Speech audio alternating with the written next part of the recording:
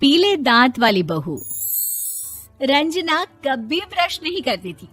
उसे कितनी बार उसके माँ बाप ने डांटा, लेकिन उसका कोई असर उस पर होता ही नहीं था, जिस कारण से उसके दांत पीले पीले हो जाते हैं।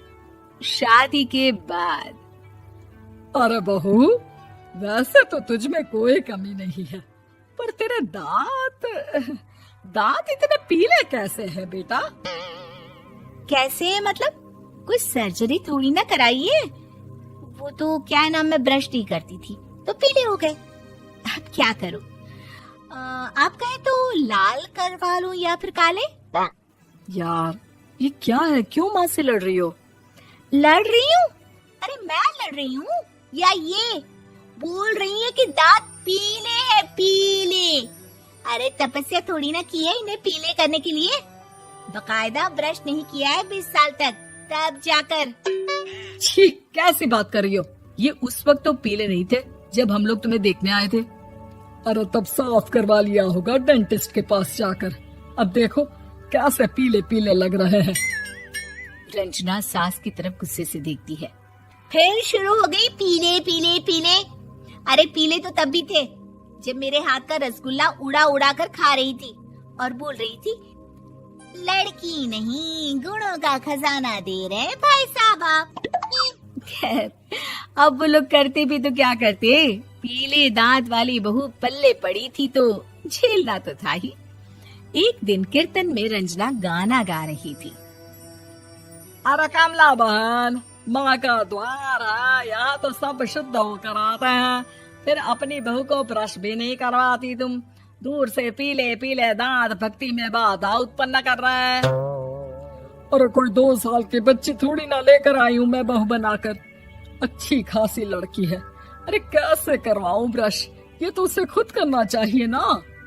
अब माँ बाप तो इसके जैसे तैसे निपटा दिए, ये नहीं सोचा कि सास कैसे संभालेगी।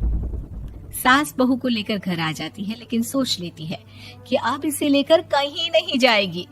अगले रोज बहू कहती है, अरे क्या हो गया, मंदिर नहीं जाना क्या? कीर्तन का वक्त हो रहा है। मेरी मधुर वाणी से कान्हा जी जागते हैं और सोते हैं। आप तो जानती है ना उनकी भक्ति में कितना मन लगता है मेरा। वो क्या है ना, तबीयत ठीक नहीं लग रही है मेरी, आराम करूंगी मैं। तबीयत ठीक नहीं लग रही?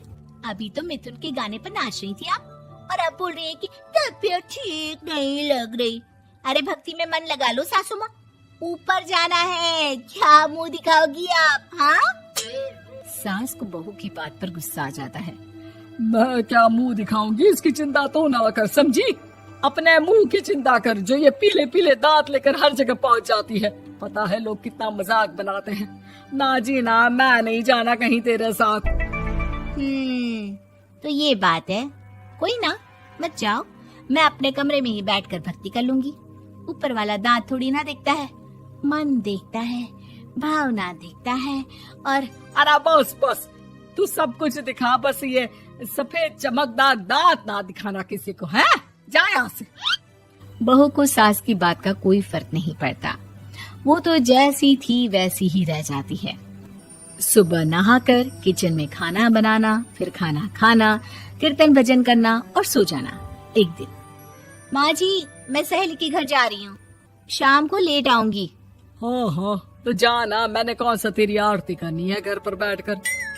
रंजना सहेली के घर जाती है, जहाँ वो पार्टी में जाने की तैयारी कर रही होती है। अरे शिखा, कहाँ जाने की तैयारी कर रही है? मैं गलत वक्त पर आ गई क्या? अरे नहीं यार, उल्टा सही वक्त पर आ गया। मैंने ये साड़ी और ज्वेलरी निकाली है यार, शाम को इनके ऑफिस की एक पार्टी में जाना है। बताना कैसा लग रहा है ये सब? नहीं यार, इस ड्रेस के साथ तो वो वाली ज्वेलरी अच्छी लगेगी। हाँ हाँ सही बोल रही है, मैंने ध्यान ही नहीं दिया। वैसे तो हमेशा से मस्त फैशन सेंस रखती है। तो बड़ा जाती होगी ना पति के साथ पार्टी में। रंजना कुछ नहीं बोलती, बस सोचती है कि यार काश ये बात सही हो जाती, पर मैं क्यों नहीं जाती पार्टी में? क्या इन लोगों की कोई पार्टी होती नहीं होगी? रंजना घर आती है और रात में पति से सवाल करती है, एक बात बताइए, आप मुझे किसी पार्टी में क्यों नहीं ले जाते? क्या आपकी यहाँ ऑफिस में पार्टी नहीं होती? पति बेचारा क्या कहता कि दांत पीले हैं तुम्हारे इसलिए। अरे कोई पार्टी होती नहीं हम लोगों के ऑफिस में, तो कहाँ से लेकर जाऊं? और मार्केट, मॉल, कहीं वीकेंड घूमना, कहीं तो। अरे यार, सारे हफ्ते में एक छुट्टी मिलती है, तो सोचता हूँ कि आराम ही कर लूं। क्यों? रंजना मन मार के रह जाती है। पहले कभी सास के साथ मंदिर जाया करती थी, लेकिन वो भी सास ने ले जाना बंद कर दिया। घर बैठी बैठी रंजना बोर हो जाती है। तभी उसे आइडिया आता है और वो मायके जाने का सोचती है। सासू माँ, 2 दिनों के लिए मम्मी के घर जा रही हूँ। अच्छा अच्छा, ठीक है, आराम से जा। और हाँ, माँ से कुछ अच्छी आदत सीख कर आना कि कैसे शरीर के हर भाग की तरह दांतों की सफाई भी जरूरी होती है, समझी? शुरू हो गई ना आप।